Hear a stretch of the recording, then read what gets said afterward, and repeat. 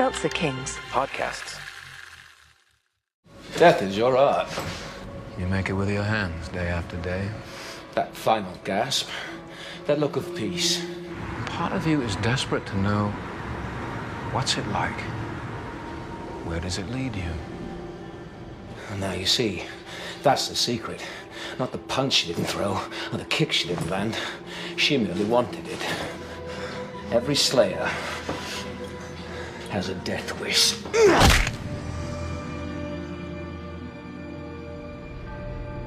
Even you.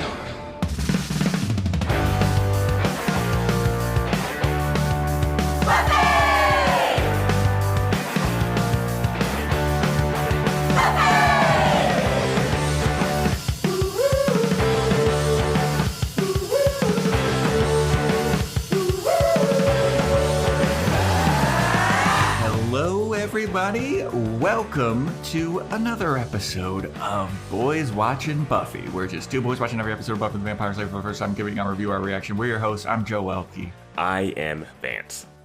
Today we're talking Season 5, Episode 7, titled Fool for Love, directed by Nick Mark, written by Douglas Petrie, original air date November 14th, 2000, to an audience of 5.66 million people. And this is I don't know how to feel about this episode. Like, this episode and the Angel episode kind of coincide a little bit. It's like telling two different sides of the same story a little bit. It's interesting because I watched Angel after watching this. And it changes the context of some of the scenes if you watch the Angel one. So I would suggest everyone, I don't know, hop on Patreon to check out our Angel review. Because there's some stuff that we won't even be able to really, I mean, I guess we could talk, I don't know. Yeah, it's weird. It's different contexts of certain scenes. When you see, and you learn a little bit more about what was going through the mind of Angel in these scenes. It was interesting. It's a cool companion piece. I like it. Yeah, I thought it was very interesting after watching. I mean, I thought it was an interesting episode in general, like just watching the Buffy one. But then after watching Angel, I was like, oh, this is so many more layers to this now. And it goes to show, like, the different perspectives of the characters and how they're reading things and what's actually going on in their minds. Yeah. And I really enjoyed it. So, yeah, this is one of those ones where, you know, if you watched Angel as well, this is really a companion piece to that, and you're getting the full scope of the story. But I like to say that I've gotten down on like the flashbacks being like so, but they nailed it in these two episodes. I think the flashbacks work the way they're told in these episodes. Yeah. The costuming for these, though, and the wigs. I wrote in my note, like, the Joe's fashion report is going to be insane for this one. Oh, yeah, it is. Because we're crossing some decades, some fashion decades. And well, that's the thing, is, like, I can't really, it's hard to do a fashion report on that kind of stuff, because, like, I don't know the fashion of, like, the 1800s, the 1700s, 1600s, early 1900s. So it's tougher to be like, that wasn't cool, or like, I thought you were an expert, though. I am an expert, and you can tell by how I dress. I'm wearing my high school lacrosse tank top, but yeah, there's some wild choices going on, particularly in the Angel episode. There's one scene that I paused and started cracking up laughing because it's so fucking ridiculous. And they have a similar scene in Buffy too. Okay. So, but yeah, follow our Patreon, patreon.com/Boys Watching Buffy. We'll be tackling Angel there. Join our Discord, Amazon Wishlist Throne. We also are going to be doing Cruel Intentions for the Boys Watching Movies podcast this month. Not sure when it's going to get released, but it will be released sometime this month. It should be a good one. Yeah, I haven't seen Cruel Intentions in a while. It's one of those movies where I liked it when I first saw it, but I feel like upon rewatch, 15, 20 years later, I'm going to be like, oh my God. Yeah. And we don't have any shout outs, but I do want to give a shout out to our Discord user, Tofu Lover, for getting back on the mend. And we're happy to see that you're back.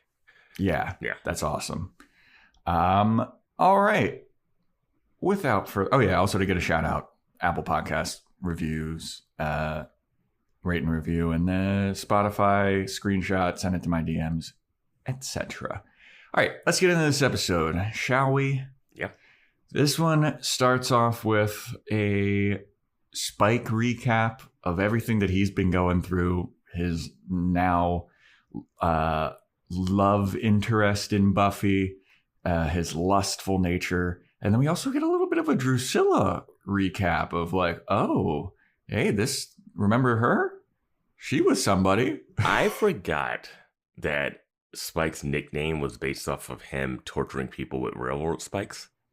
Yeah. And they brought it up for a reason because they reference it in the scene. But it's interesting. I completely feel like forgot they retconned that. There's a lot of retcons going on, I feel like, too. Oh, yeah. But I mean, it's explained. It's explained in a good way. But I'm saying without this in the opening, I would have completely forgot that was the reason he's called Spike at all. Yeah. And then we also get a little recap about Buffy wanting to learn more about her Slayer powers because of her excursion into the dream world with the first Slayer. So we start this episode, as we start so many episodes in this show, in a graveyard where Buffy is fighting this punk rock vampire. Mm-hmm. And you can tell he's punk rock because he's got the leather motorcycle jacket and he's got the Clash shirt on. Mm-hmm. And Buffy is doing that thing. I thought she was going to quip about his outfit, but she quipped about his smell and his like hygiene. And I was like, there is so much to quip about. I know. I thought she was going to quip about like, did you just come from a like blah, blah, blah concert, you know? Because she is quipping. She is quipping. It's not even quips. Quips are fast. She's lecturing. Yes. About how bad he stinks. And it's always hilarious seeing the outfits that vampires are in because you assume that it's like they just came out of the grave and you have to imagine like this is what that guy was buried in. You know?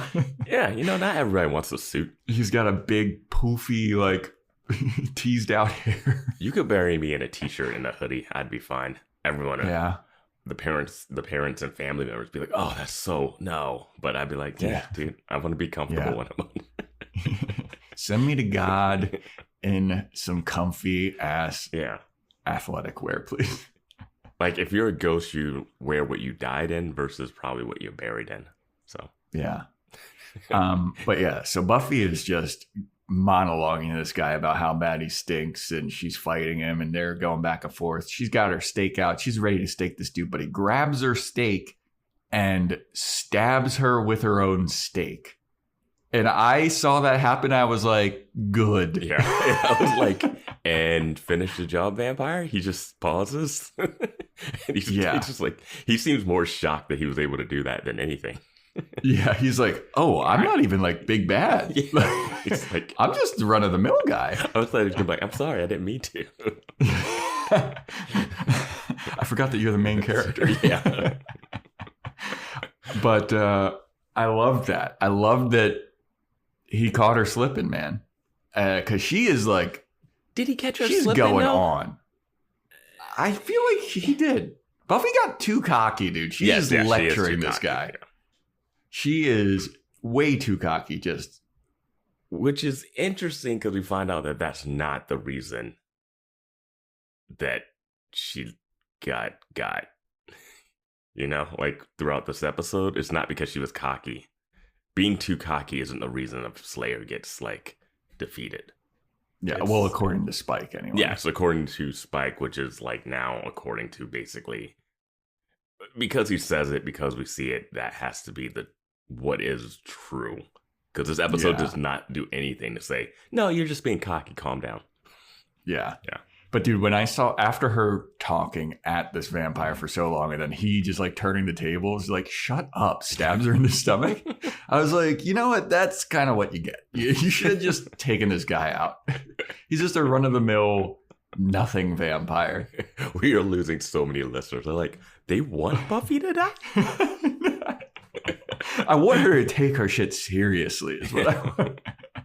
I'm not angry. I'm just disappointed. I got questions about what patrol actually is, but we'll get to that. Oh my God, yeah.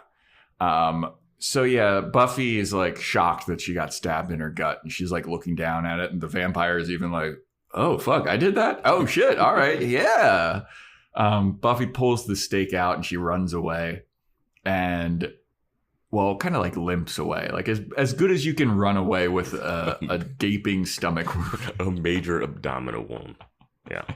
So then the punk rock vampire catches up to her. He's like, "Why are you running? We're just getting fucking started." And then Buffy is like, "Oh shit. Oh no." And then out of nowhere, Riley Finn comes rushing in, tackles this vampire, just wails on this vampire, takes the stake, stakes the vampire. Oh, no, he doesn't stake the vampire. That's completely wrong. He beats this vampire up, and then the vampire just kind of pushes him off and runs away. And then Riley goes over to Buffy. He's like, "Are you okay?" Buffy, looks at her chocolate syrup wound. And yeah, so they're like, "Whoa, what the hell happened here?" And so he takes her home. They don't go to the hospital, is what I wrote in my notes. They address it, but it's also, you go to the hospital. But I guess she is Buffy, but yeah. Well, Riley's patching her up. He's got super secret military patching up training, apparently. And Buffy has super fast Slayer healing abilities. Which we don't see happen at all. We've seen that happen before. Mm-hmm. In other episodes where she doesn't have bruises or anything. But she also goes like, "I don't want to go to the hospital and freak my mom out." I'm like, all right, sure. Yeah. So he's patching her up, and Riley's like, "Man, what kind of vampire was that to like beat you like that?" And Buffy's like, "Just a vampire, dude." And Riley's like, "Well, it had to be like a super mega vampire, right?" Buffy's like, "No, just one of those NPCs that I kill at the beginning of every episode." Like, yeah. And he's like, "Are you serious?" And Buffy's like, "Yeah, I'm just as surprised as you are, man. I slipped up. This is crazy. I was getting a little cocky." And then Dawn just bursts into the room. Mm-hmm. And Buffy's like, "Oh, fuck, what are you doing here?" And Dawn's like, "Mom's coming." And so they quickly hide Buffy's wound. They hide the antiseptic or whatever. Well, they hide the bandages, but the peroxide and rubbing alcohol is still out. And I was if the mom does not see and comment on that, she is sitcom levels of delusional mom. Well, she comes in. She's like, "Buffy, I need you to help me with my grocery list." I was so confused about this grocery list. She's like, "This grocery list for tomorrow." And I was like, or for the weekend or something. It was like, how many days are they spending on this grocery list? But she does comment on the rubbing alcohol. And she's like, "What happened? Somebody get cut?" And they're like, "Oh, no, nothing going on." And Dawn covers for Buffy. Dawn's like, "Oh, no, don't worry about it, Mom. It's nothing."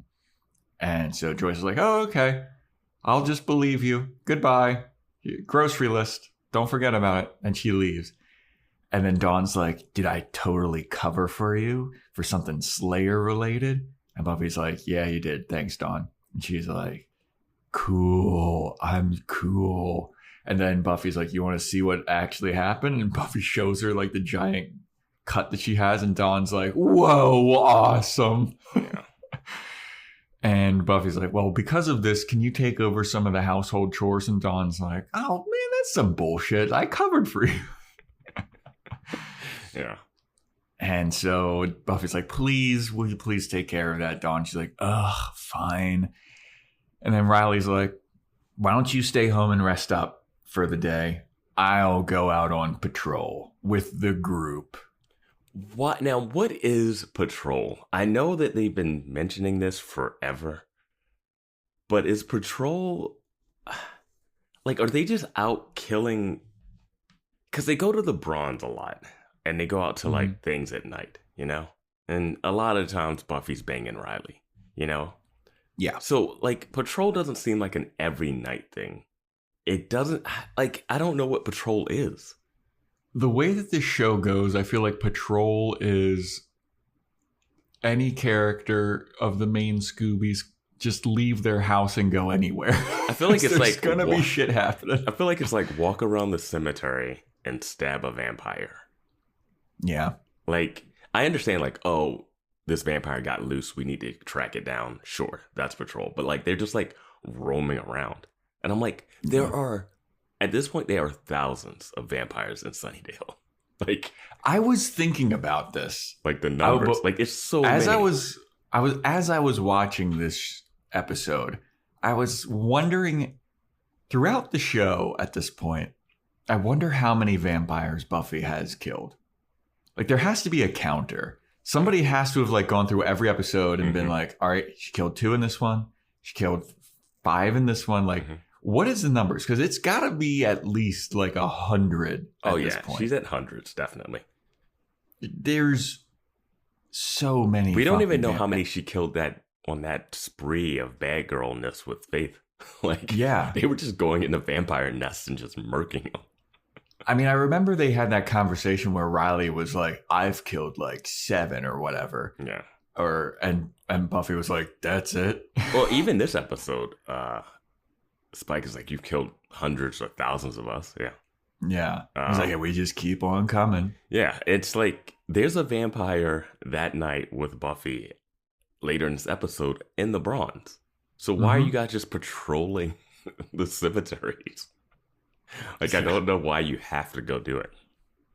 Yeah, but they do, and Riley's in the graveyard, and he's in his initiative gear, and he's creeping around. He's got his protective, hiding behind tombstone military training.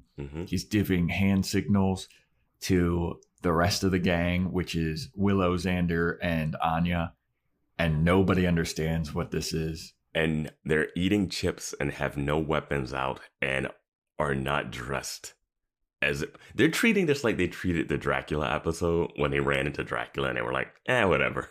Like, yeah, they're so jaded that they're in the middle of a graveyard in Sunnydale and they're just like, all right, whatever. Yeah, he's literally brought chips and everyone's just like, yeah, it's just what we do. It's fucking, we're on patrol, but it doesn't mean we can't have a good time. Yeah.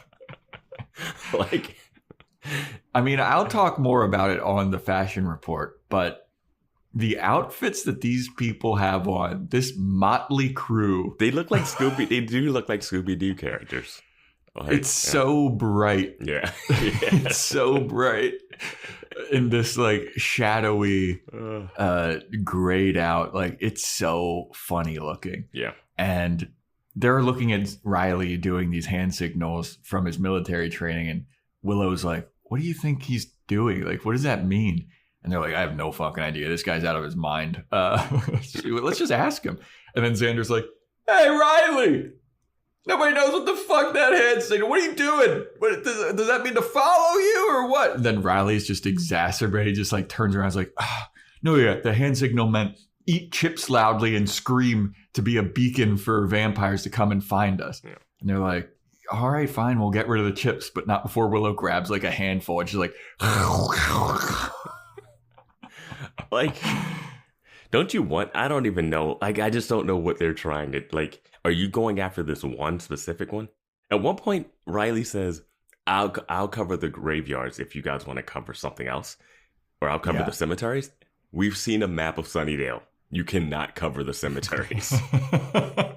Yeah, he's like, let's split up. Yeah. Like, me with all of my military training, and then you with your potato chips. Like, no weapons, dude. Like, at least Willow's wearing pants this time. Well, at least Willow's a witch.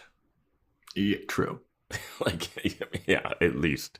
But I don't know. I mean, I knock about how they're their going out on patrol gear is not suited for combat. Anya is not ready. She's got a Anya purse. is not ready for anything in this. She's got a little purse with her. Like, unless that thing is loaded with holy water. It's better be loaded with holy water or bricks or something. The biggest thing I thought about also is that it's not just vampires in this place. You know? So like if a demon shows up and you're like, oh, I have my giant crucifix, it's like, dude, that doesn't affect me. I'm a different type of demon. Glory is still around. Yeah. Yeah. Anyway.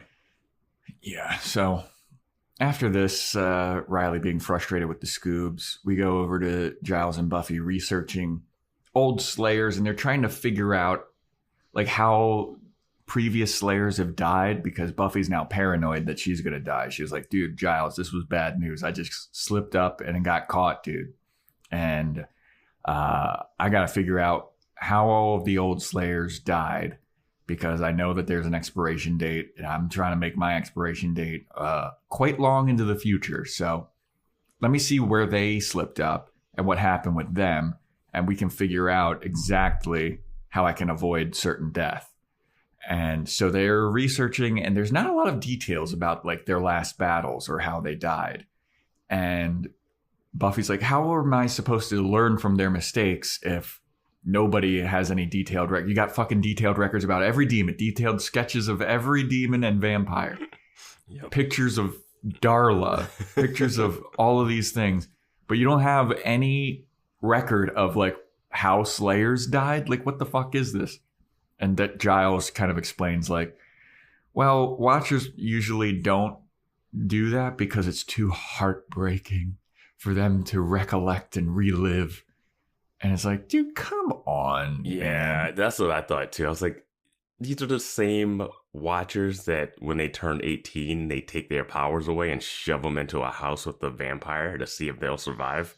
Like, yeah, sure, you formed a bond with her, but I don't think Kendra's Watcher I don't think was Gwendolyn like, Post. Yeah, I don't. Is heartbroken. Yeah, I don't buy that. You guys are such like, all right, and this is the demon, and I wrote this thing down. Like, no way. You're stuffy British people. You don't have feelings. You know? Yeah. You're emotionless husks. But I get the sentiment. I get the sentiment. But Giles, if Buffy dies, you write that book, buddy. Yeah. I don't think he would have anything to say about this one. Oh yeah, Buffy went on patrol, got stabbed by a regular vampire, died. I don't know how that's gonna help future well, it's also Slayers. Like he also isn't there, so I could understand how there's not a lot of details. Like, how would he have known that the punk rock vampire killed Buffy? Like, how is he gonna write that? Yeah, exactly. Why would a Watcher be around when a Slayer died? And Buffy, you have almost died multiple times. She has died once. Yes, actually, you have died already. True. But yeah, so then there's that moment, and they're like, well, how are we gonna get to figuring out how Slayers actually died? Oh, wait, I've got an idea. Buffy goes to Spike's crypt, and she just slams him up against the wall.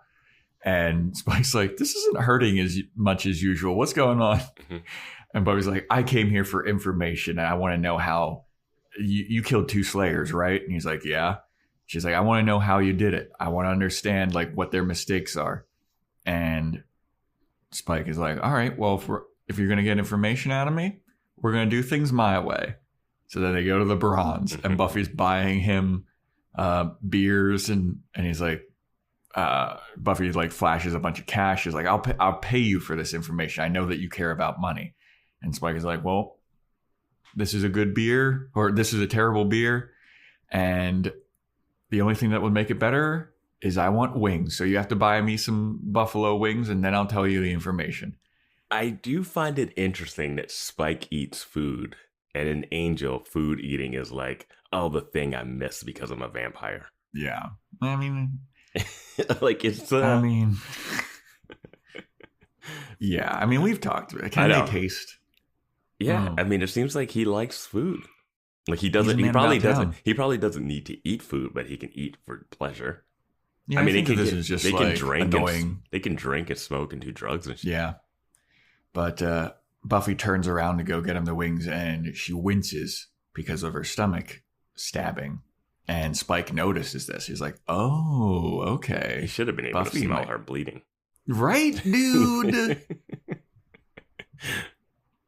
Anyway, so he notices that she is injured, and he's like, all right. So Buffy's like, all right, well, give me the scoop. What happened? How did you kill the Slayers? And apparently Spike took that as, I'm going to give you my entire history as a human being. Cut to 1880 London. It's one of those things where he sets up a line and the next cut is a joke. Yeah. So he's talking to her. He's like, you want to know how I killed the Slayers? Well, let me tell you, darling. My whole life I've been a bad boy. Cut to 1880 London. Spike is a very posh poet. And he's at a party, a soiree, writing some poems.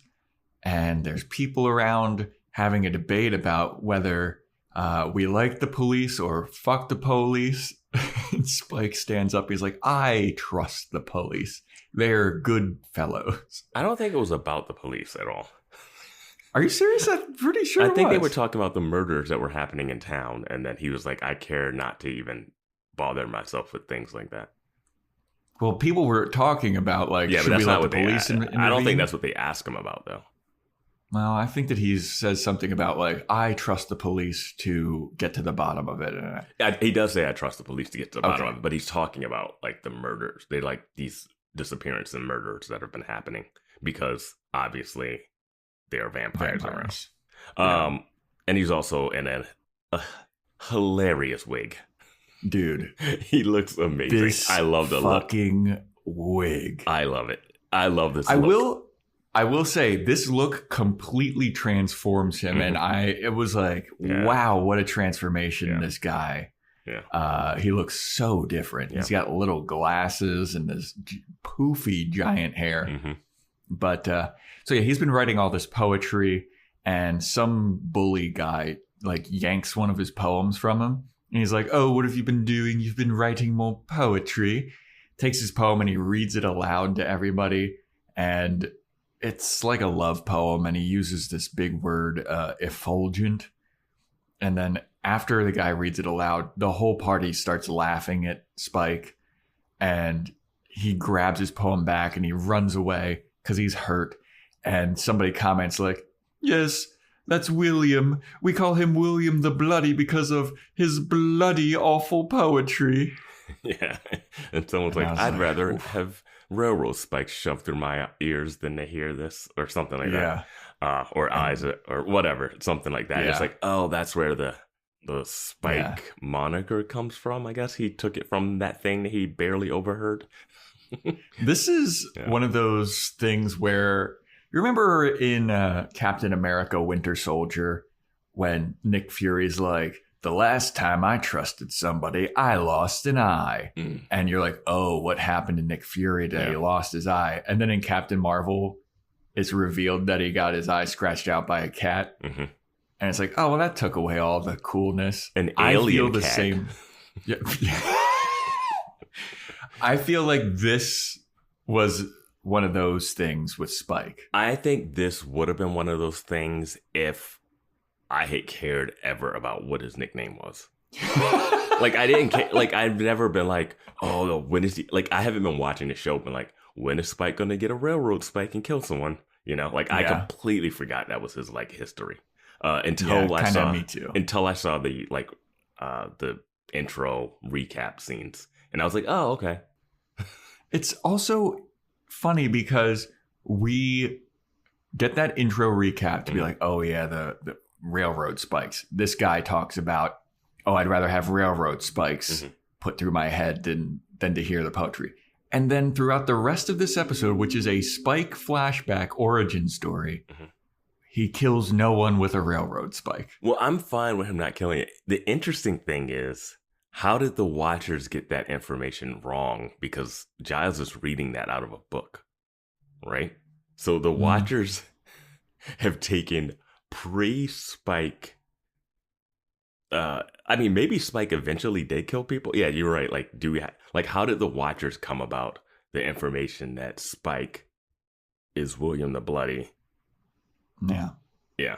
I don't know. Like, I've always been confused by how the Watchers get their information in these books. Yeah. So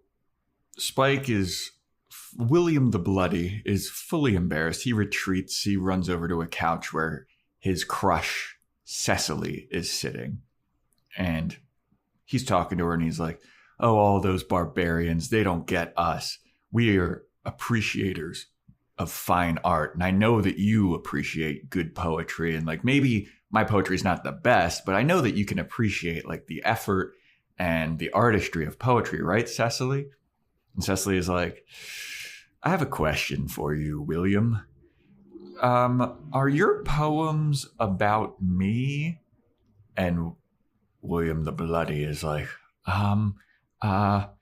well, kind of, yes, they are about you. And I'm in love with you. And I feel so strongly about you that when I see you, it makes me want to write down these poems and confess my love for you. So yes, I am in love with you.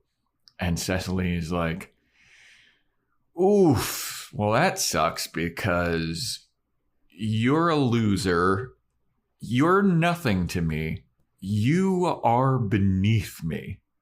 And she stands up and walks away. And I was like, Jesus, dude. Yeah. Brutal. Yeah.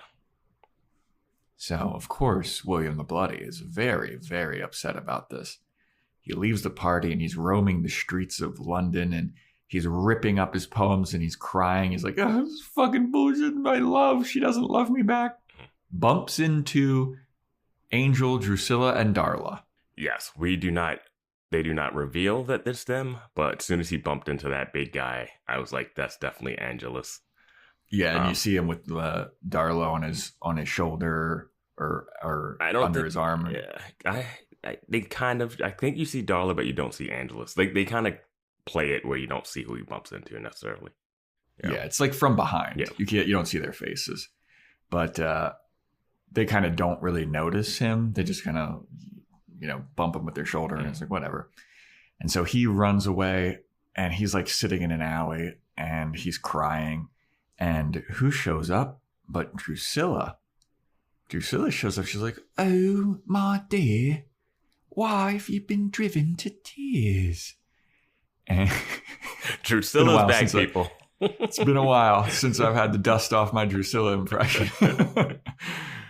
And he's like, oh,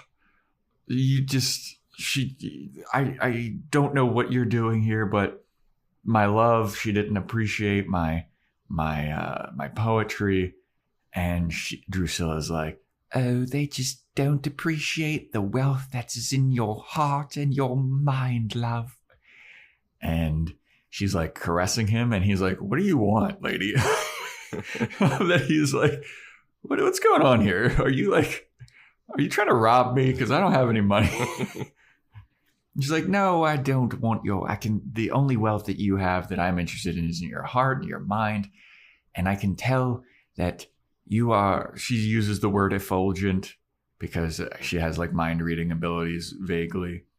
And this piques William's interest. He's like, oh my God, she knows effulgent. I was just mocked for knowing that word, but this lady, she gets me. And she's like, you're damn right, I get you. And I'm going to turn you into a fucking vampire. So she goes to bite his neck, and William's like, oh, okay, this feels weird. Ow, wait, ow, ow. I've never seen someone scream as much as him when they get their neck bitten. Normally the bite is like, and then it's already like you're succumb to it, Mm-hmm. But he was screaming so much. Yeah. And this here is the first real retcon, where Angelus is not Spike's sire, as he says in season 2 when he shows up. Yeah. In School Hard. And he's like, you were my sire, man. You were my Yoda. Nope. He was not. I also thought that, I don't know, man. It's just, I guess you could say that he was his Yoda because he does like take him under his wing and like show him the ropes about vampires and all that jazz. Yeah, you could do that, but sire definitely means like specifically. And it's interesting that the men were turned. The powerful men were both turned by the women. Like it's not the other way around. Hey man, it's the Adam and Eve situation. I mean, Angelus did make Drusilla though. He did, yes. Yeah. We saw that happen. That was fucking brutal. But anyway, so now William has been turned into a vampire. So then we go back to present day. And Riley and the gang are still in the graveyard. And they go up and they go to this tomb crypt situation. Maybe. Crypt. And they see the punk rock vampire, and Riley like sneaks up to the window, and they overhear the punk rock vampire talking to his gang of other vampire bros, and he's like, "Bro, I fucking stabbed her in the stomach with this stake. Isn't that awesome?" And they're all like, "Dude, that's so sick." And Riley's like, "Oh, damn it. Okay, well, that's definitely the vampire, but there's like 9 vampires in there, so this is we shouldn't be here." So he goes back to report to the gang, and he's like, "There's so many vampires in there. We cannot go in there. We're not ready for this. So we know where they are. Let's come back in the morning and we can kill them during the day. We don't need to do it because they can't go outside." And I was like, this is an amazing plan. It's like, and it's like, "Oh, we'll get more weapons." I'm like, you should have weapons on you now. But when I was like, this is the smartest thing that has ever happened in this show. He's like, "Let's come back in the morning. We know where they are. Let's go and fucking kill them then." It'd be funny if Anya was like, if everyone was like, "Well, I have school. Anya's got to work. I'm really a big shot at the construction site." And we start early in the morning. Like, yeah. So then we go back to Spike telling Buffy his life story. And he's telling her about how he became a vampire and how he was through living by society's rules. And he's glad that he was a vampire. It was the first time that he felt alive and all this shit. And then we cut back to the past where Angel wants to kill Spike. He's like, "I fucking hate this guy." I love this scene because it really established, because we had always had the question, what is Spike and Angela's relationship? Because they were like, again, because of stuff that was set up in School Hard, where they saw each other and they were like, "Oh shit, Angela's, I haven't seen you in forever." And they were all buddy. But they had a tense relationship from the beginning. Exactly. And that's where I was like, oh, okay. Like now the tense relationship of when Angelus returns and Buffy season 2 or whatever. Like that's when we're like, oh, I thought they were cool, but then he's mean and he's treating Drusilla weird and they have weird dynamics. And this explained that dynamic here. So it was cool. Like I'm sure people listening to season 2 or who've seen this show like multiple times and were like wondering what's happening. And they're like, oh, but they don't like each other. It's like, that is not what we knew from season 2 of School Hard. What we knew is they were like, "My buddy, oh, I don't trust you." But not like they hated each other from the jump. Yeah. It seems like a lot of the tension is rooted in the fact that Spike wants to be a famous vampire. And he wants to like go around just killing and slaughtering people. And Angel's like, yet Spike was mad at Dracula for giving away all the it's just like, if you dig deep, then stuff doesn't line up. But I thought Angel was pretty like flamboyant too in his murders. He killed the whole town. Yeah. I mean, some of this stuff doesn't make sense. Yeah. But it's a cool dynamic. I'm just happy that we have a reason for them to feud, and the whole like him taking Drusilla, which was his plaything, kind of, So Spike wants to go around and like slaughter whole crowds of people and get into brawls, and just like he loves the chaos and the ferocity of being a vampire. And Angel's like, dude, if you want to survive as a vampire, you're going to need to be a lot more secret. You need to have finesse. you need to kill people. Like there's no artistry in going around and just brawling with people. It takes finesse. You got to sneak up on them, kill them, maybe bang on top of them like we did with Drusilla here. I do like Angelus is the most like creative torturer killer vampire that we've seen. Like, yeah. Angelus is awesome. Yeah. He's the best villain in this. Yeah, absolutely. Hands down. Yeah.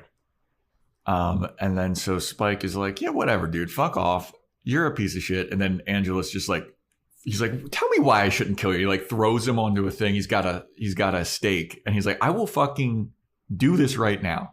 I will kill you. And if you want to be a famous vampire, it's going to alert the attention of the Slayer. And Spike's like, what the hell is a Slayer? Another thing in this scene, though, is we get Darla's reaction to Drusilla's weirdness. Because when they start fighting, Drusilla's like, the King of Cups wants a picnic.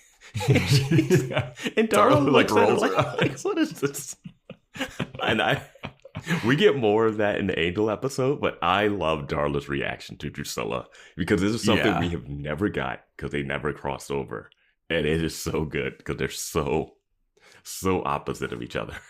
So good. Yeah, I mean, Drusilla's a weirdo, and she was always a weirdo, even before she was a vampire. And now you get to see, like, Darla, who is this posh kind of, like, she's grounded. To, like, she's grounded.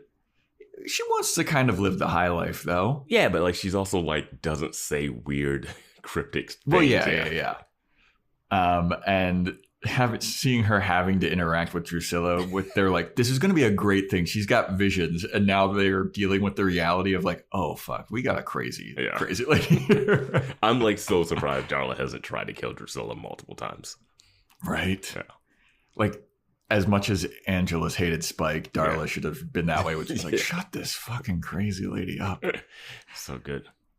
But this also reveals a thing that we've always asked about of like, how do vampires know about the Slayer? Because it seems like Spike has been a vampire for quite a while at this point. And he's like, wait a minute, what's a Slayer? And he has to have Angelus tell him about it. It's still a year. It's still the same year. Because I think this is Yorkshire. They're in a different place, but it's still 1880, I think, right? Okay. So it's only been a year, maybe. Or I don't know. Yeah. But some people seem like they're born. Because this is where, like, we're so deep into the lore and having watched all of it, you can go back. It's like a vampire came out of the grave, walked over to the Slayer, heard she was a Slayer, and backed away, which was a great, funny moment. So it felt like it would be one of those things like in Assassin's Creed, the, like, genetic memory that you get. Like how animals are able just to, like, they don't need a parent to teach a bird how to, like, migrate across or something. It's just, like, in your genes. And you would think that vampires would just like know that Slayers exist.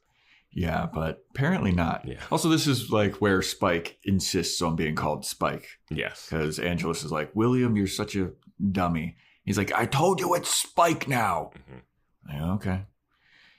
So then we go back to present day and Spike is telling Buffy about like, well, yeah, I mean, I wanted to be a famous vampire. And so I figured the best way to become a famous vampire, like a vampire cult hero, is to kill a Slayer. And Buffy's like, yeah, get to the point about that. That's what I asked about. How did you do it? And then he just like grabs her and goes full vampire face in the middle of the bronze. Buffy grabs a pool cue and he's like, oh, there you go. That's how we do it. You always have your weapon ready. That's smart. No. He says a Slayer must always reach for their weapon. I already got mine. That's the thing. Like he's somehow teaching her how to beat a vampire, and it's like they always have to reach for their stake, and that's like the time when you can strike. But which they make it look like that tracks, but it tracks to the first Slayer he kills, but it doesn't seem like it's a universal thing. Yeah. So now we go to the story of how Spike killed his first Slayer. We go to China in 1900 during the Boxer Rebellion. And Spike is fighting this Chinese Slayer. and they're duking it out, dude. This is a cool fight scene. She has a sword, and it's nice. Well, she also has a like custom carved wooden stake as well. Yeah. And I was like, that's fucking awesome.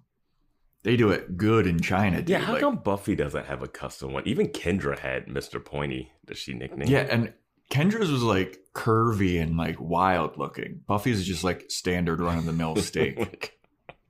Like one of those giant number 2 pencils. Yeah.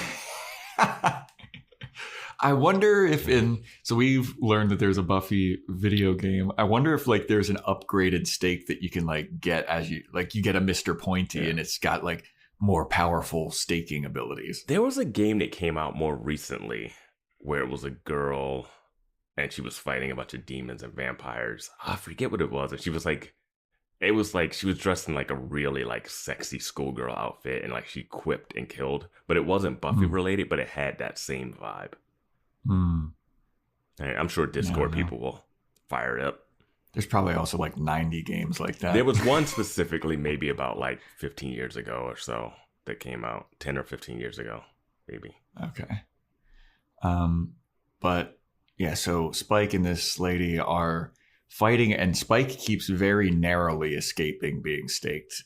And eventually he gets hold of her stake and tosses it away and just bites her and kills her. Well, but so what happens is like he's fighting her. She loses the sword. She loses the stake. The stake is on the ground. She goes to reach for the stake, and that's when he's able to go behind her and grab her, which proves his point of what he says at the bronze of like you always have to reach for their weapon.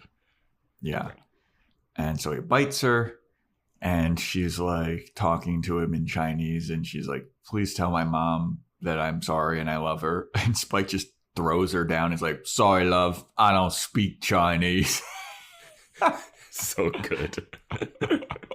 Yeah. So then Drusilla shows up and she's like, "Whoa, you just killed that lady."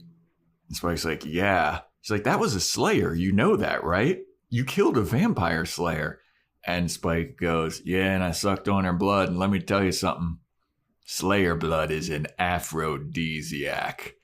And they just start making out, dude. He's like, "You want to taste?" He's got some on his finger. And it's like, damn. I wrote in my notes, Drusilla shows up and Spike takes his reward.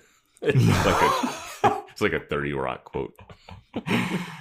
And they're making out. This building that they're in is just burning to the ground too. Town or village is just on fire due to this rebellion, which I historically don't know anything about. Yeah. So they leave. They report back to Angelus and Darla. Mm-hmm. And they're like, Drusilla's like, "Oh, we got some good news. You want to tell them?" And then Spike's like, "Yeah, there's no reason to be humble about it. I fucking just killed the Slayer." And Angelus kind of looks like, "Shit, that's crazy." Yeah. I mean, I guess that makes you one of us now. And Spike's like, "Don't worry about it. You know, from what you tell me, once you kill Slayer, another one pops up. So I'll let you have first crack at this one, huh?" Mm-hmm. And Angelus is like, "Yeah, okay, fucking piece of shit." Yeah. You can tell that Angelus is kind of like, at least in this scene. Yes, so you have to listen to the Angel episode to get the other context of what this scene means. Because, like, this is what we get from here. Angelus is jealous that he killed the Slayer and a little pissed off, and we've seen that. Yeah. And then they do a slow motion walk away from an exploding building. And I was like, this crew of white people walking through this Chinese village dressed in their like British garb is the most like inconspicuous thing in the world. And they're casually walking away. Yeah. It's that you get a slow motion like close up on Spike's face and Spike's like, "I'm the fucking man." He gets to do a little like step over like a little thing and do a little hop jump down. Yeah. And it's all in slow motion. It looks great and out of place and awesome. Like it's so goofy. I was like, this is so goofy. And I gotta tell you, you have to listen to our Angel breakdown because I have seen is so funny in the Angel episode. Yeah, it is. It is. I know exactly what you're talking about. Yeah. So, also, did you notice that? So they do a close-up of Spike walking away from this burning, like exploding building, and then they do a wide shot. Does it look like Spike is like 2 feet shorter than Angelus? Like, I think Angel he might just be further back. He looks so huge in comparison to Spike. I was like, damn, is Spike really that short? Yeah, I didn't. I was just paying attention to the hop and the fire and the fact that like no one's looking at these people walk. They're like, people are fighting things on fire and they're just like strolling. Yeah, Angel, Darla, and Drusilla have like giant hoop dresses and shit. Oh man. Yeah. But so then we cut back to present day and Spike's telling Buffy like, yeah man, killing that first Slayer, that was the fucking best night of my life. Yeah. And Buffy's like, that's such bullshit and I hate that was the best night. You got off on killing a Slayer. And Spike's like, are you telling me that you don't get off on this? And then he's like, dude, all vampires look forward to in our miserable existence is having one good day. And that was one good day for me. And then Buffy shoves him. And there's like a crowd looking over. Yeah, they're making a huge scene. Because I think he hits her in her like wound at one point, and then he gets a headache, and then she screams, and like he screams, and they're like, what is this guy doing to this girl? Yeah, no one intervenes though. No. Oh, I mean, it's the Bronze. You're like, oh, you just step back. There's been worse shit that no one. Remember when Vamp Willow was like choking the dude, and he started hitting her, and no one did anything? Yeah. Dude, it was weird. That Vamp Willow scene was like, oh, you can do anything at the Bronze. Yeah. Yeah, it's like Buffy shoves Spike, and like you see the extras in the background all whip their heads around like, whoa, what's going on there? And then Buffy says some kind of quip about like, I can handle myself. I'm doing just fine. And then Spike's like, oh yeah, well tell me about this, and punches her in her wound. Yeah. And she's like, ow! And then Spike's like, oh! And you see all the extras like look again, like, what the fuck is this? And I was like, dude, this is so fucking good. Like Spike has already gone full vampire face in this, and now he's punching a woman in the Yeah. Oh man, these NPCs are hilarious. Yeah. Being an extra on the Buffy set might be the safest place to be. So then we go to what I think is the single craziest thing that I've ever seen in the show. Okay. Riley goes back to that vampire den. And I was like, what are you doing, dude? Yeah, I was like, I want to see how this plays out. Because he's walking up and it does not look like he has weapons on him. Yeah, he's still in his little turtleneck and cargo pants. And there's no group with him. It's just him. He goes back to the vampire den with the punk rock vampire by himself. Mm-hmm. And I was like, oh shit, Riley's dying in this episode. That's it. That's it for Riley. He goes into this vampire den, and the punk rock vamp is still bragging about killing Buffy, and he's got her steak. And Riley goes up to this punk rock vamp, just punches him a couple times, takes the steak from him, and then stakes this punk rock vampire. The rest of the vampires are just standing around watching this happen. And then Riley takes a grenade out of his pocket, throws it, and then runs out of it. He does not throw it. He gently sets it down on the ground and then walks out. It is the craziest thing I've ever seen someone do with a grenade. Like, he does not toss it. He doesn't, like, take it, hold it up, freak them out, and then throw it where they have to, like, scramble to try to find it. He puts it right on the ground in front of him and then walks out. Doesn't even do, like, the bowling ball. Yeah, I don't know why that's the way he did it. But sure. I don't know why he went in there. Like, they have an exposed window. He's not going to go back the next. Yeah, he could have just tossed a grenade in, but he's a psychopath. He also doesn't have powers, but he's able to beat up this vampire in 2 punches that Buffy, with all her strength, couldn't beat up. I don't even care if Buffy's like distracted or like cocky or whatever. This vampire that Riley beat up should have never been able to get anything on her. She should still be able to fight him and just be like, all right, I'll come back tomorrow and keep fighting you because you're so weak. You'll be my practice target dummy. Because Riley takes him out in like 3 punches. Yeah. What? Like, why do we need slayers? When he walked into that den, I was like, that's it for Riley. That's a wrap. Yeah. Nope. I knew he wasn't going to die because no one was around to see him. Mm-hmm. But he also gets a little walk away from an exploding building moment himself, which is very fun.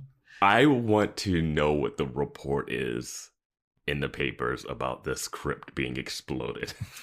Yeah, like the family is just like, my husband's grave has been desecrated. We spent all this money on that. Like, yeah, man, that has to be pretty expensive. Here's a question. Do you think Riley will just die, or do you think he'll get turned into a vampire and Buffy will have to kill him? Oh, I think he'll just die. He'll die in Buffy's arms. Okay. If he does die. Yeah. I want him to die in either Spike or Angel's arms. Oh. I don't know why. It's just be funny. All right. So then after that thing explodes, we go back to Spike and Buffy, and they're in the Bronze Alley now, and they are having a fake fight. How is the Bronze Alley this empty and not... Right? This alley is where vampires just walk out of the shadows and scoop people up nonstop. Yeah.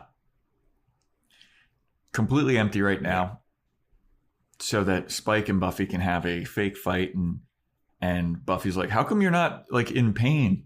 And he explains that the chip in his head doesn't activate and give him pain unless he actually intends to hurt somebody. So if he is like throwing punches without the intent to hurt Buffy, it's fine. And then Buffy just starts wailing on him. And she's like, tell me how you killed the second Slayer. He's like, I mean, this is how it went down. I mean, this is pretty standard shit. Then we go back to New York City in 1977, and Spike is fighting a Slayer, a black lady with an afro, and they have like knockoff Kroger brand Shaft music playing. I was like getting the Warriors vibe from this. Yeah. I mean, Spike looks like Billy Idol in this. Yeah, he does. He's got like the cutoff shirt, like the spiked up hair. Yeah, and it's like curly, and he's got safety pins all over his shirt. Yeah. And he's fighting this Slayer, man. On a subway car, yeah. I gotta say, something about this scene looked so different to me than anything that we've... Just the color palette of them being on the subway, it looked like from a completely different show. Yeah, I mean, we haven't seen anything in the 70s, you know? Yeah, or, I mean, in New York on the subway. We haven't seen New York in general. We have seen New York in this when Angel was there. But that was like the Steam Streets Batman version of New York. Yeah, this is a 70s look to it. Yeah. So they're fighting, and Spike's telling Buffy, like, yeah, I mean, in this Slayer, she was a fucking babe, dude. Like, she was a hottie. And they do this weird thing, too, where, like, flashback Spike is talking to present-day Buffy, basically. You know what I'm saying? Yeah, they're just intercutting between the flashback and him telling the story, and then sometimes, like, he's in the position that he's in they're, like, matching, like, frame composition of, like, he's, like, on his knees looking up, and he's talking in the flashback to present-day Buffy. All very well done. Yeah, it was great. This is like the great way to do this, as opposed to the sex scene with Riley while they're fighting the Polish demon. And it was just like, what is happening? Like, this all kind of like tracks. Yeah. But also, I gotta say, New York City 1977 Spike looks scary. Like, when he's on his after he just is like killed this Slayer and he's on his knees and he's like looking up at Buffy and talking about, like, he's telling her, like, you know, I killed the Slayer just like how every other Slayer dies. It's because you are in love with the danger, and every Slayer has a death wish, and you secretly want to die because you want it to be over. You don't want to have to like worry about going out every night and like, oh, is today the day that I'm going to die? You just have a death wish, so you throw yourself in danger's way. And then he just snaps this Slayer's neck. And I was like, that is fucking scary. Like the coldness that he's talking to Buffy with and him just coldly snapping this lady's neck. I was like, damn. It was interesting because he's like, every Slayer has a death wish, even you. And Buffy's just staring at him like cold, like, what? And he's like, yeah. And there's like a couple things I thought during this. And everything's well done. They do a weird thing where like the Slayer in the flashback is on top of him, and then you get that subway lighting change, and then he's on top of her. And I was like, what? How did that happen? Like, it's kind of cool, but like, is that really what happened in that fight? Like, yeah. I was thinking when he said every Slayer has a death wish, that's how they die. I was like, even Kendra? Is that how Kendra died? Kendra didn't die because she was going for a weapon or because she had a death wish. She kind of got like hypnotized, tranced or something, right? That's just like a random thought. And then I was wondering, from what we've seen, Spike seems to be in love with Buffy, right? Yes. Nothing he's doing today even hints at him like trying to like seep in some like flirtation with her. You know what I mean? Yeah. Like, it's like he's trying to up his reputation as a badass vampire. Like that's going to impress Buffy or something. Maybe, I mean, he is a bad relationship person, so maybe trying to neg her down. Yeah. But we also see Spike steals the 1977 Slayer's jacket, and that's the jacket that he's still wearing today. Yeah. And he's telling Buffy, he's like, you want death, and you know what? When you die, I'm going to be there when it happens. And let me tell you, when it does happen, it's going to be a real good day. And I'm like, and I was like, you love this girl, right? You trying to hook up with her? Like, right? That was one of those lines where I'm like, there's no coming back from that. Yeah. And then so Buffy's like, get out of my face, Spike. I got my information. Leave. Yeah. And Spike's like, what? You want to hit me? Go ahead. Hit me. Give me your best shot. And then Buffy's just standing there and she doesn't hit him. And then Spike goes in to kiss her. Buffy moves back like, what the hell are you doing? And Spike's like, what? You know you want it. Buffy's like, you know you want to dance. And it's like, yeah. And then he goes in a second time and she's, well, before this, like when he's talking about like the death wish, he mentions that the family, that her having family and her having Scoobies is the thing that keeps her tethered to like wanting to survive. Like her having to protect Dawn adds another layer of like, I need to survive for someone else. It's not like, you would think vampires would also have death wishes too. So I guess they do, because they just jump out and fight the Slayer and be like, kill me or I kill you, like whatever. Yeah. Yeah. I wonder if getting staked as a vampire is painful, because they just turn into dust. Yeah. Whatever. So Spike is like, yeah, you know you want it. And Buffy rebuffs him. I'm walking away. Come on, Vance. I'm walking Come out. on, Vance. That would be amazing if they were like, we named her Buffy for this reason. We didn't know that Spike would ever be a character, but we knew we wanted to do a rebuffing joke. But Buffy says, even if I did want this, it would never be you. And she shoves Spike onto the ground, and Spike is like laying on the ground. He's just kind of like, oh. Buffy throws money on him. And then Buffy goes, and you know why it would never be you? It's because you're beneath me. And then she walks away, echoing back to Spike's love of Cecily, telling him that he is beneath her.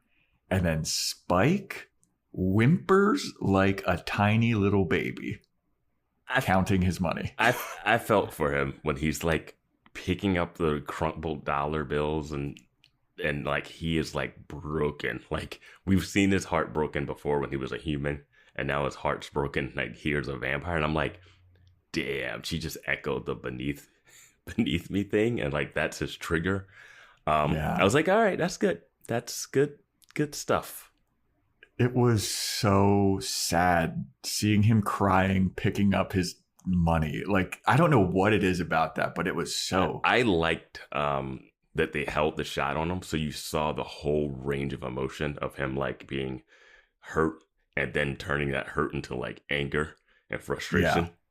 Yeah. Like, at the end, he looks like he is going to murder. He is pissed, dude. He's like, oh yeah, I'm fucking beneath you. Mm-hmm. I'll show you. Yeah.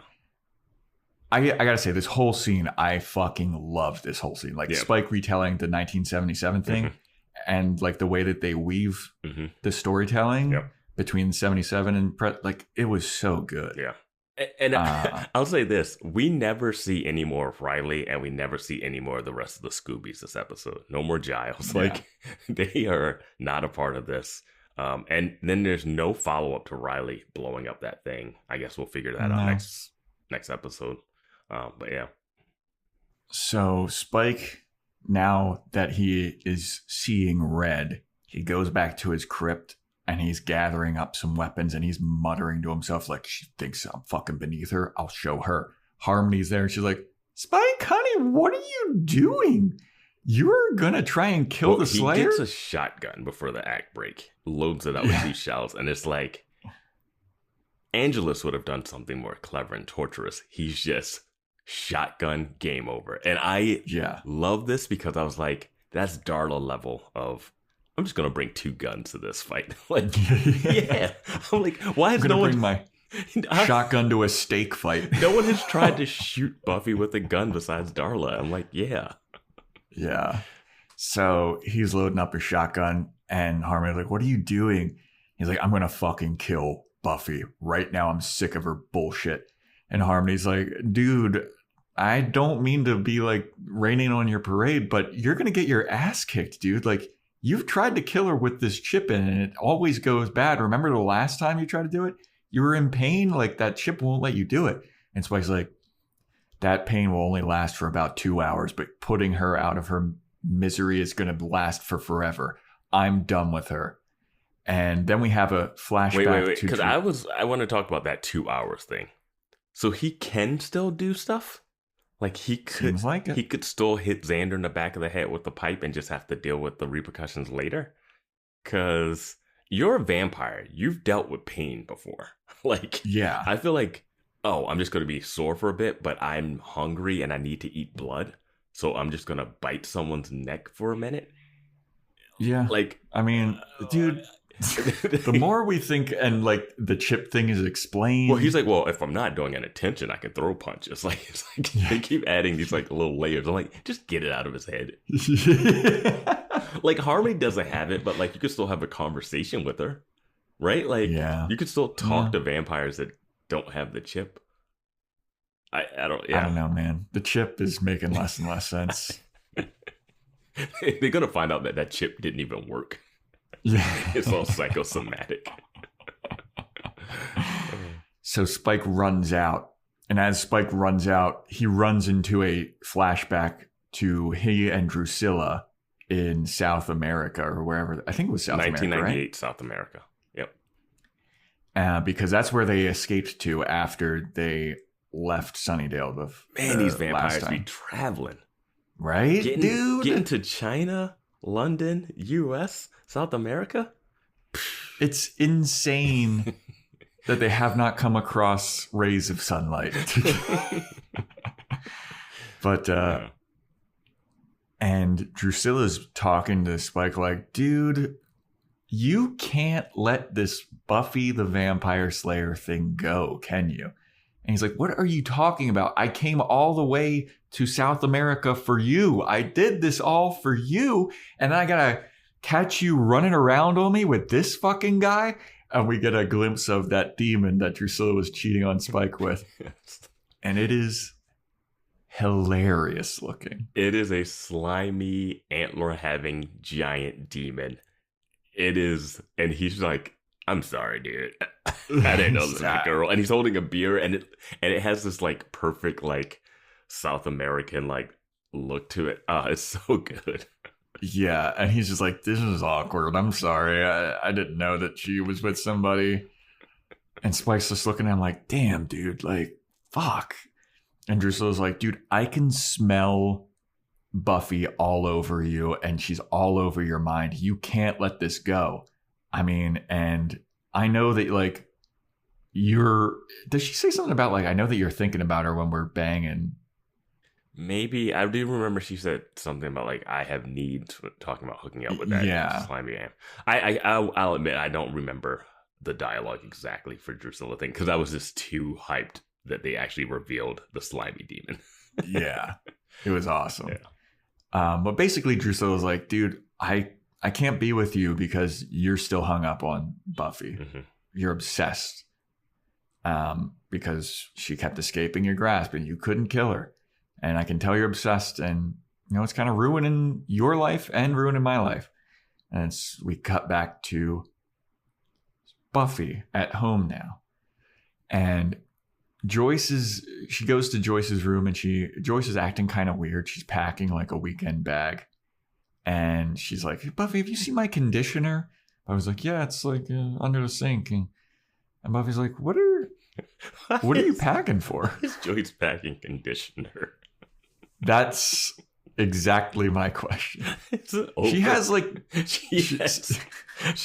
I'm going out of town for business for a week. Yeah. She has like a big bag of stuff that she's packing. And Buffy's like, what are you packing for? And Joyce is like, well, you know that thing when I passed out and the doctors couldn't figure out what it was? Turns out it might not be nothing after all. So I'm staying overnight at a hospital for observation. I'm getting a CAT scan.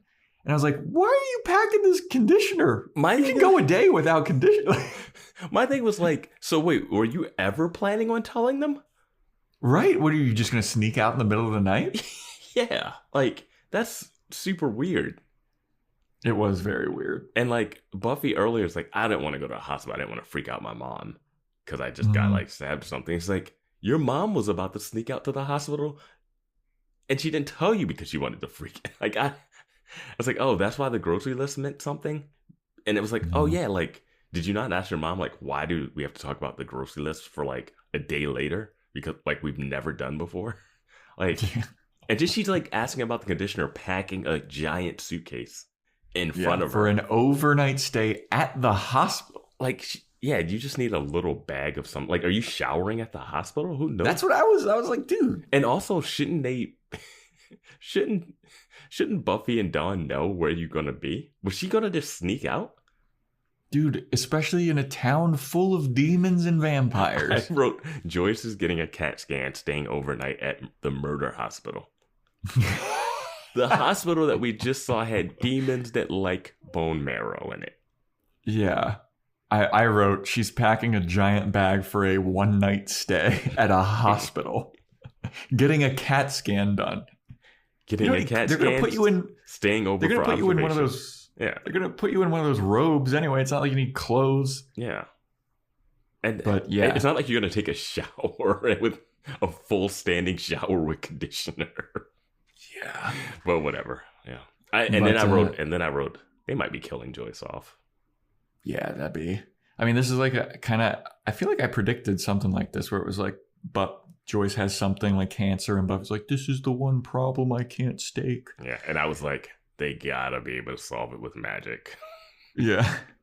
So after Joyce tells Buffy that, she's like, don't worry, it's probably nothing, but I'm just going to get a CAT scan just to make sure. But yeah. And Buffy's like sad, and she's like, okay, yeah, I'm sure it's nothing. It'll be fine. And Joyce is like, all right, cool. So then Buffy is sad, and she walks to her back porch, and she sits down on the stairs, and she just like hunches over and starts crying. And I was like, Man, this episode's getting emotional as fuck, dude. Yeah, they hit it. They cranked it up, like, yeah. So then, through the bushes comes Spike, and Spike is a man on a mission. He's got his shotgun out, and he sees Buffy crying, and he marches up to her, and he's about to like take his shotgun out, and Buffy like comes up, and he sees that she's got tears coming down her face, and all of the hatred and all of the malice that he just had is like evaporated, and he's like, what's wrong? And Buffy's like, nothing. And then he's just sitting there, and he's like, is there anything I can do? All while holding a shotgun. Yeah. And Buffy's like, no. And then he goes and he just sits next to her with the shotgun, and he pats her back. And the look on Buffy's face, the only way that I could describe it is Buffy is looking like, what the fuck is going on? I was like, this is who's here to comfort me? Yeah. This guy that clearly came here to kill me.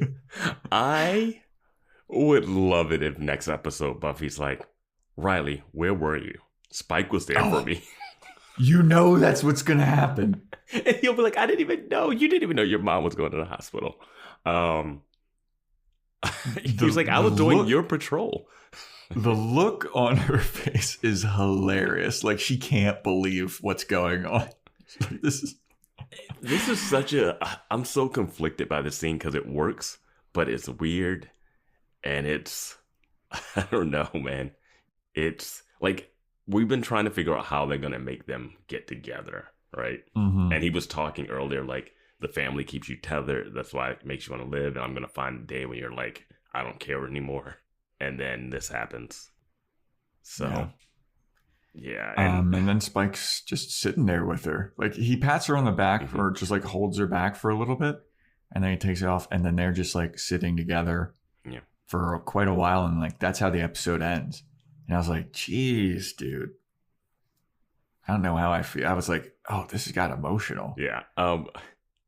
How funny would it have been if he just shot her with a shotgun? Oh. It would have been so wrong, but so funny. It would have been really funny. She's like, what do you want? He's like, I have a shotgun. I'm here to shoot you. What do you think? What do you think? It's crazy to think deer hunting. It's crazy to think that this is a guy who tried to bite and kill her 2 episodes ago. Mm-hmm. Like, no hesitation. She was down. She was cowering. He was on top of her. Yeah. And then that night had a sex dream about her. And now he's comforting her as her mom gets some kind of brain tumor. Undiagnosed at this point. Literally just checking things out. Yeah. And if you're Buffy, you go, okay, let's figure out some magic spell that like will solve this. Like, honestly. I mean, it's got to be some kind of brain hemorrhage or tumor. If she's getting a CAT scan, and if it is anything, yeah, and I think they will make it something because you're not going to introduce this. Like, we had this last episode with the Terra thing where we're like, mm-hmm. oh, we kept saying she's a demon, and then we find out she's not a demon, and it's kind of a letdown. But like, you understand why they didn't do that, but they shouldn't have built it up for like episode after episode after episode if they didn't have a really strong payoff reveal for it. Mm-hmm. I don't think they're going to introduce the CAT scan for it to be like completely nothing. Like, it can lead to like something and it's curable, or something that's like that's going to degrade over time or something. But like, this has to amount to something. And what's like interesting and good about this is like, so throughout the show, obviously the enemies are all vampires, which isn't real, and demons, which aren't real. But like a brain tumor or brain cancer or whatever's going on with Joyce, if there is anything going on, which we assume there is, that's real. Yeah. And that's something that people can look at and be like, oh shit. Yeah. So that is interesting. Yeah, I think that's like one of the real, I think that's kind of how they'll want to play it, you know? Like, they'll be like, hey, mm-hmm. this is something that isn't magic related, isn't a curse isn't a spell, and we don't know how to save that. You know, I feel like they'll kind of like do that if they are trying to be like, this is a way for this to actually be a threat. It's like, this isn't supernatural. Yeah. What if it's one of those things where, you know, they find out that Joyce has a brain tumor, and then Willow's like, there's got to be a spell. We got to have a spell. And then Buffy's like, no, not everything can be solved with magic. Yeah. I feel like Giles might say that line because I think he can deliver it with a little gravitas. Yeah. Yeah, man. I'm looking forward to seeing like how this all plays out, because this got emotional. And yeah. Do you think? Yeah, I don't know. I mean, do you think this worked for you to get you more on Spike's side of like Buffy dating Spike? Not really. Yeah, for me, it's like some sympathy. Maybe this is like, oh, you know what? Maybe I won't just randomly kill Spike. Yeah, that's what it led me to. It led me to like, okay, I won't kill Spike if I'm Buffy. But it didn't lead to I will date Spike, and I also don't want him around me because he also tried to kiss me, and that's super weird. Yeah. Spike's like, come on, you did it before. You dated Angel. Come on. It's not like you're... I'm not the vampire banger. I'm the vampire slayer.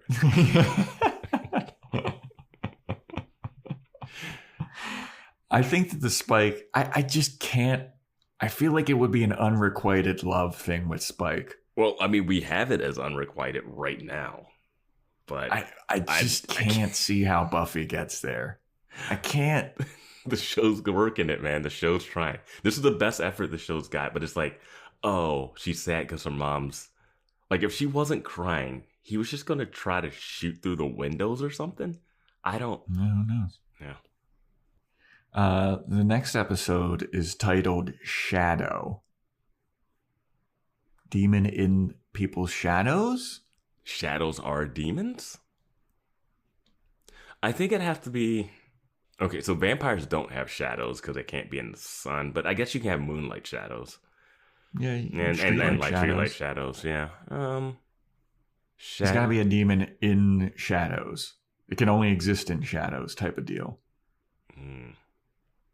I'm gonna go with someone following someone shadowing someone. Oh, okay, yeah, that's a good one too. Just to be different. That's a good one too. I could see it being either of those. Or none of the above. None of them. Hey, meet my cousin Shadow. I was like, all right. She is also a key. Oh, you got a key sister too? Those monks are busy. Well, thanks for listening, everybody. Appreciate it. That is a wrap for Fool for Love. Please sign up for our Patreon, where we got Joe's Fashion Report, Boys Watching Angel, Boys Watching Movies. We'll be doing Cruel Intentions this month. Be on the lookout for that. We also have our Discord. Join the Discord. We have a bunch of lively conversations going on in there. Follow on Instagram at Boys Watching Buffy, boyswatchingbuffy@gmail.com to write in. If you want to get a shout out, do the Apple Podcast rate and review, or Spotify review or Spotify rate, and screenshot it, send it to my DMs at Joe Welke. And yeah, stay tuned next time for when we talk about Shadow.